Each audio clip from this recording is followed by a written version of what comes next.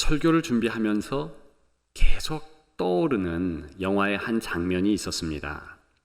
바로 쉰들러 리스트라는 영화 속 그저 목적지를 모르고 어떤 곳을 향해 가야만 하는 유대인 무리의 모습입니다. 그들은 곧 아우슈비츠 같은 수용소에 도착할 것입니다.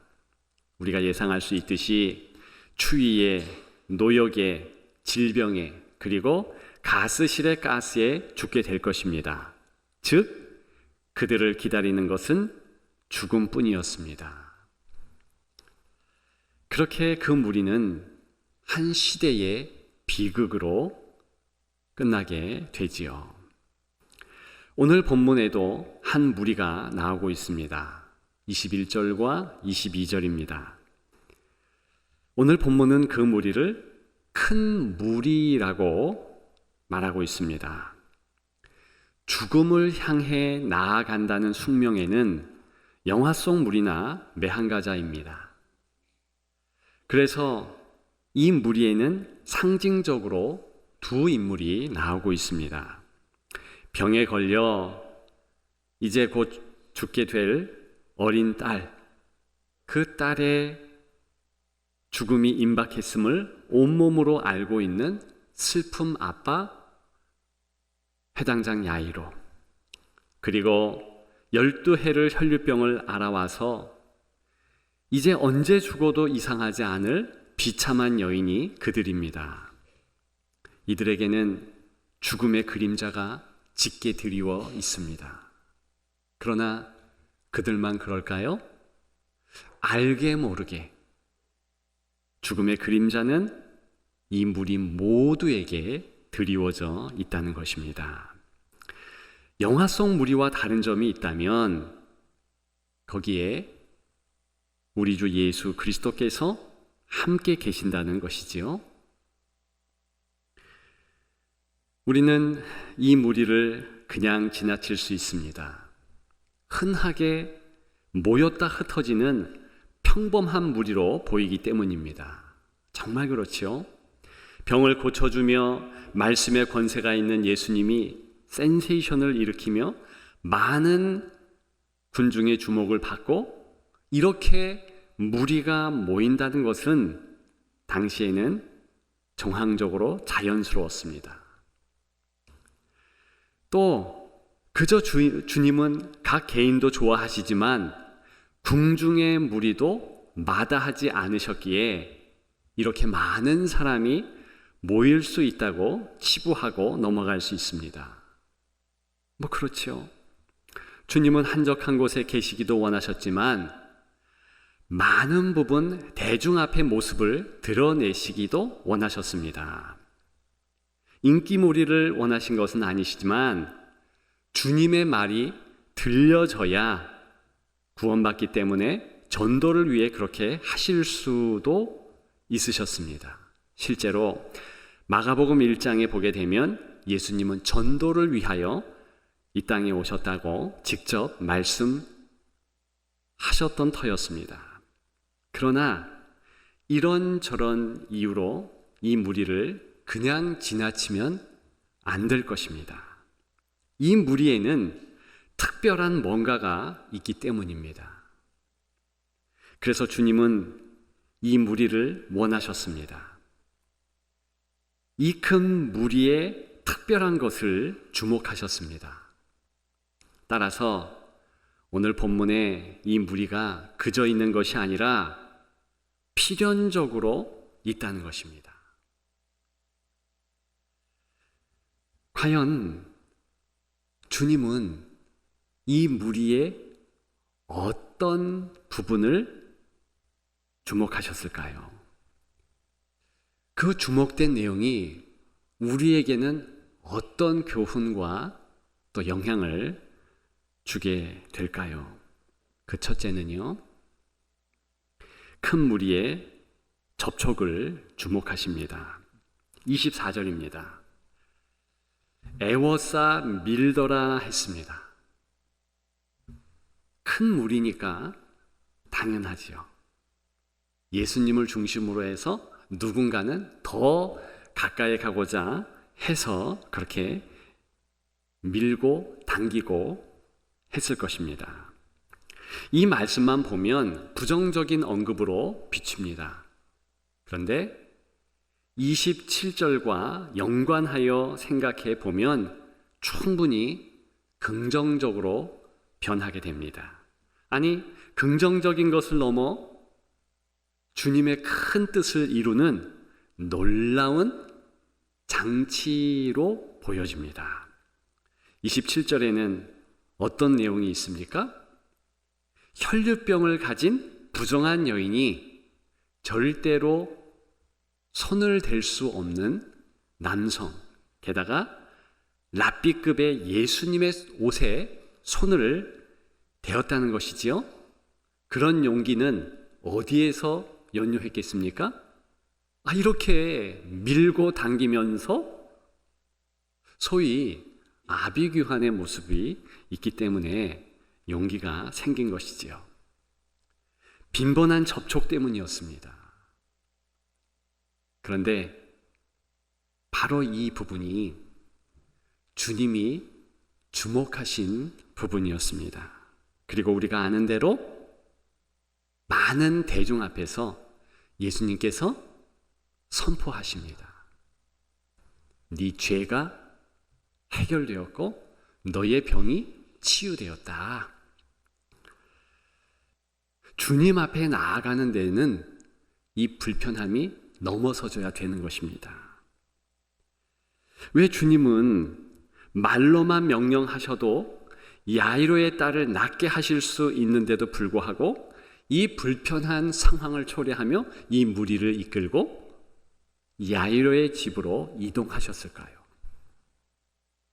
바로 이 무리 자체가 목적이었으며 무리의 접촉이 강조점이 된다는 것입니다. 하나님을 만나는 데 있어서는 이런 불편한 접촉도 행해야 하며 이겨야 한다는 것이지요. 실제로 주님은 때를 얻든지 못 얻든지 모이기를 힘쓰라고 말씀하셨습니다. 사실 내가 세상 끝날까지 너희와 함께 하리라. 두세 사람 모이는 곳에 내가 너희와 함께 있다. 그런 주님의 그 사랑의 마음은 주님 사랑을 간직한 다른 사람의 얼굴, 행동, 그런 것들로 나뉘어집니다. 그렇기 때문에 모여야 할 수 있는 거예요. 내 불편, 내 생각, 이런 것들을 넘어서 함께 할 때 정말 하나님께서 만져주시고 인도해 주시는 것을 절절히 느낄 수 있는 것입니다. 여러분들은 어떠십니까? 혹시 교회 생활에, 신앙 생활에 불편한 것이 있으십니까? 순회 모임이 마음에 들지 않습니까? 여러분, 제가 단언적으로 말씀드릴 수 있는 것은 잘하고 있는 거예요. 그 불편하고 힘들고 어려운 바로 그것이 주님께 더 가까이 가고자 하는 노력의 한 가지라는 것입니다. 여러분들을 조금 더 응원하고 싶은데요. 조금만 견디고 바짝 주님께 나아가는 행동을 계속하십시오.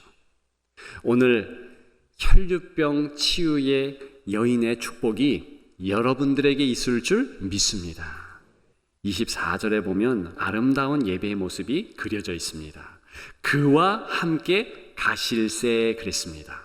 이제 야이로의 딸 살려주는 일, 그것이 야이로의 문제 상황 아니겠습니까? 질병 때문에 죽어가고 있는 그런 문제를 예수님이 해결해 주시고자 동행하는 그런 모습입니다. 그런데 이렇게 주와 함께하는 이 모습이요, 또 다른 가장 아름다운 예배의 모습이라는 것입니다. 그리고 더 중요한 것은 이 두 가지가 함께 할 때 주님께서 기뻐하시는 최상의 예배가 된다는 것입니다. 우리는 예배를 너무 정적으로 생각합니다. 우리가 지금 함께 모여서 예배를 드리지요? 이때 우리는 찬양을 올려드립니다. 때에 따라서는 나의 소망을 올려드립니다. 자, 드디어 축도 후 예배가 끝났습니다. 저 뒷문을 통해서 이제 일상으로 돌아갑니다. 예배가 끝난 것입니까? 그렇지 않아요. 이제 또 다른 예배가 시작되는 것입니다. 주께서 우리와 더불어서 일상으로 함께 가시는 거예요. 세상 끝날까지 너희와 항상 함께 하리라 라는 그 약속의 근거에서 주님은 그렇게 가십니다. 저와 여러분들이 이 부분을 놓칠 수 있습니다. 그러면 반쪽 예배를 드린 것 뿐입니다.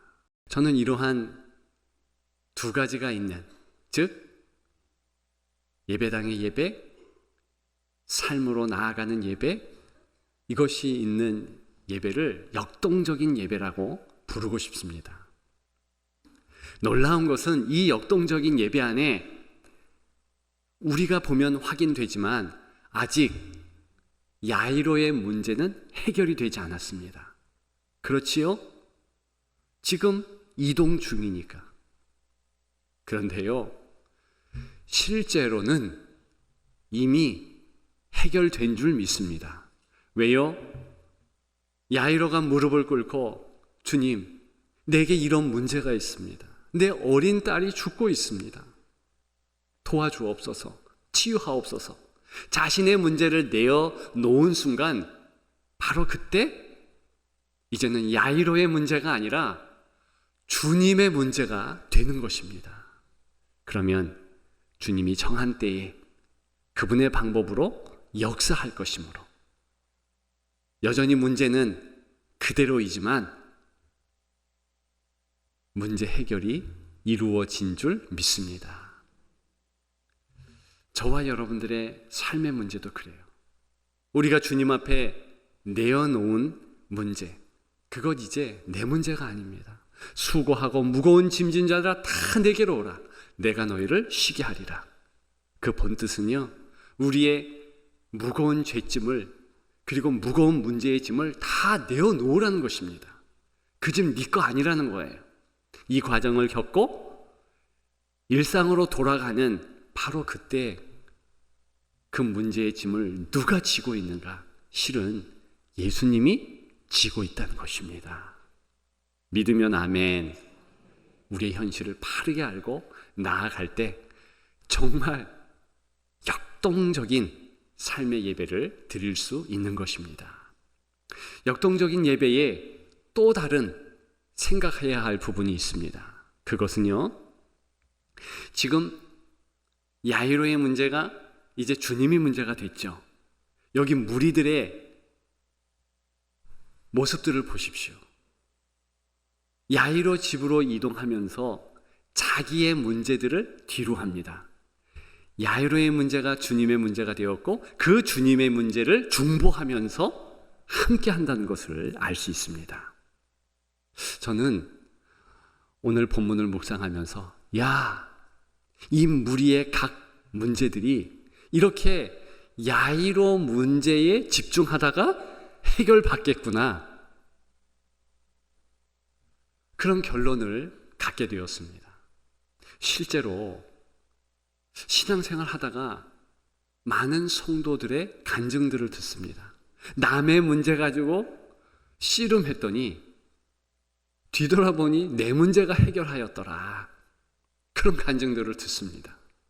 저도 그런 경험을 한 적이 여러 번 있습니다. 즉,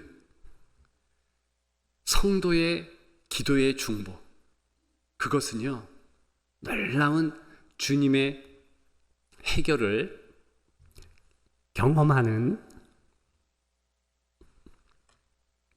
그런 시간인 것입니다.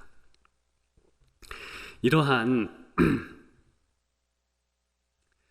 우리 주님과의 주고받는 그러한 관계를 통해서 우리는 더욱더 성숙해지고, 바로 이런 모습을 통해서 우리 주님이 그대로 영광을 받으신다는 것입니다. 여러분, 사실은 이러한 무리가 모이고 그 중심에 예수 그리스도께서 영광을 받는 것, 너무나 자연스러운 것입니다. 왜냐? 피조물들은 그렇게 영광 돌리게 되어 있어요. 우리는 이 무리와 예수님의 이 전진의 절정을 예루살렘 입성에서 볼 수 있습니다. 거기 보니까 예수님께서 입성하시는데 호산나 하면서 성 안, 예루살렘 안의 사람들도 환호를 합니다. 마음이 상한 바리새인을 비롯한 지도자들이 제재를 하라 명하지요. 그때 주님이 중요한 말씀을 하십니다. 만일 저들이 말하지 않으면 돌들이 영광을 돌릴 것이다.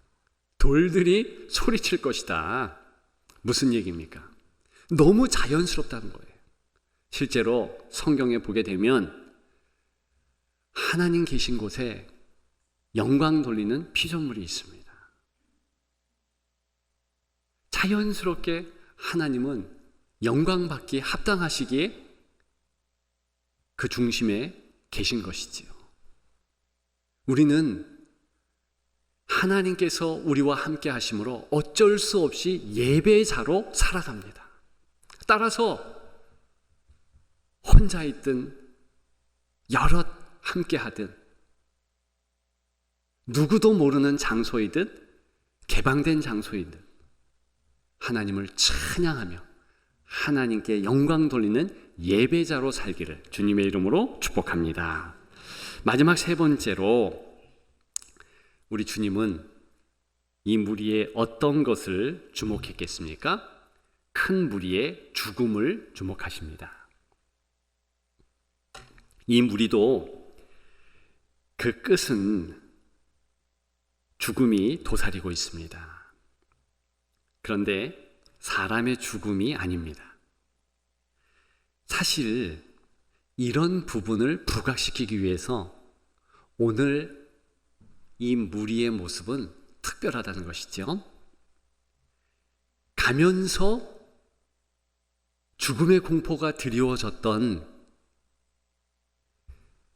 12해를 혈류증으로 알아왔던 이가 치유를 받습니다. 그런데 그렇게 되고 얼마 지나지 않아 소식이 들립니다. 야이로의 딸이 죽었다. 그런데 우리 주님께서 그 야이로의 딸의 죽음을 쫓습니다. 뭘 얘기할까요? 이 무리의 죽음이 종결된다는 의미입니다. 상징적으로 이 두 사람의 아픔을 통하여서 그것을 회중과 우리들에게 가르쳐 준 것입니다. 그렇다면 어떻게 이 무리의 죽음이 종결될 수 있습니까? 우리가 잘 알다시피 세상 죄를 지고 가는 하나님의 어린 양의 대속 때문이지요. 예수 그리스도의 죽음 때문이지요. 십자가의 피보혈을 다 쏟으신 그 예수님 때문에 그 예수님의 죽음이 이 무리의 죽음을 가져오게 한 것입니다. 그것은 저와 여러분들의 죽음의 종결도 됩니다. 전에 한번 말씀드린 적이 있는데 성경적인 우리의 임종의 시간 한 번 더 떠올려 볼까요?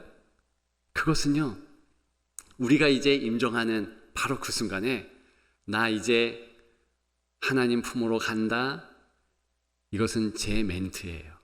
우리 자녀들이나 주변의 사람들에게 그 말을 하고 찬송가 한 곡을 꼭 부르고 그리고 이제 숨이 딱 끊어지는 그때 저는 눈을 감을 것입니다.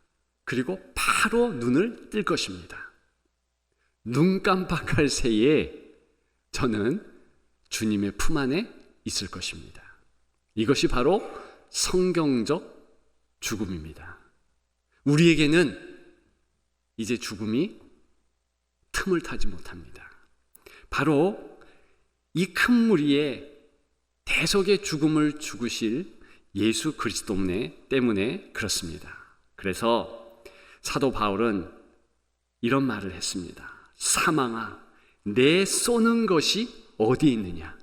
이제 사망이 쏠 성도가 없다는 것이지요.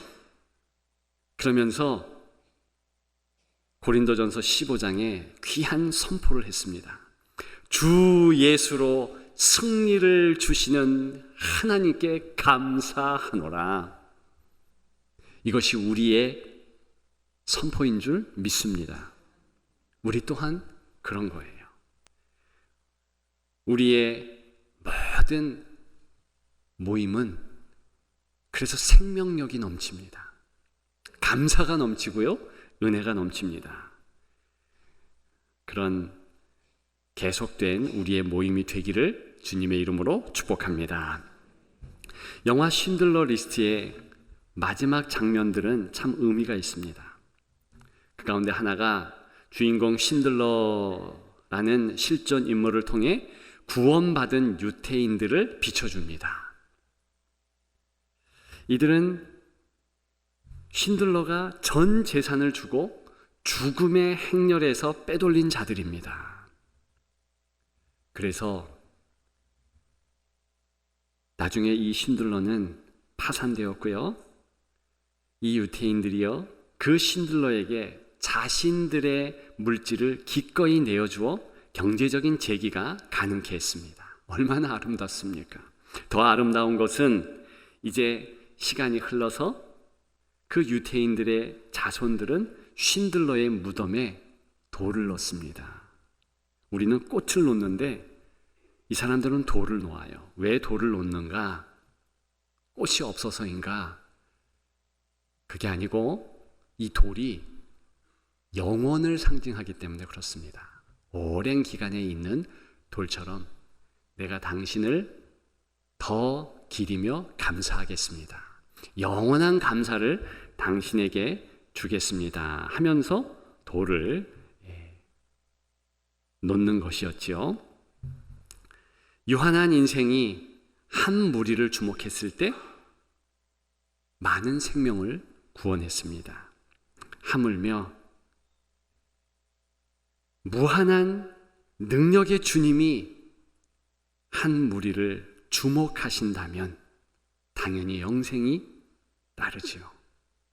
은혜가 가득하지요. 그 무리는 교회인 줄 믿습니다. 먼저 그 무리에 속하십시오. 주님의 주목을, 주님의 사랑을 느낄 것입니다. 바로 복이 흐르는 자리, 교회를 사모하시고 나아오십시오. 교회를 통해서 오늘도 주님의 은혜가 강같이 넘칠 줄 믿습니다.